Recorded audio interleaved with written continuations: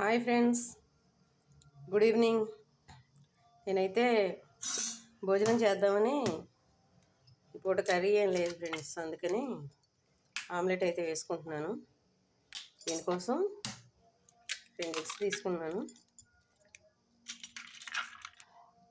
ఇందులో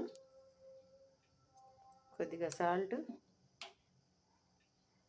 కొంచెం కారం,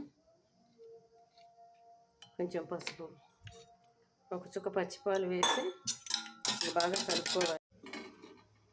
స్టవ్ వెలిగించి నేను ప్లేట్ అయితే పెట్టుకున్నాను ఫ్రెండ్స్.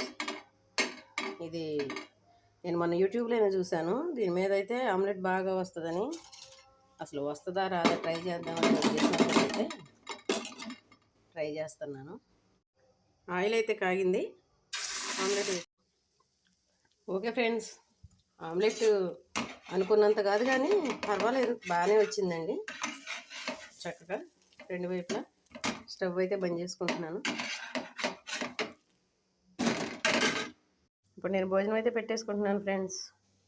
వేడి అన్నం, బయట వర్షం పడుతుంది, ఆవకాయతో తినాలనిపించింది, అందుకని చెప్పేసి ఆమ్లెట్ అయితే వేసుకున్నాను. వేడి అన్నం, ఆమ్లెట్, ఆవకాయ, కొద్దిగా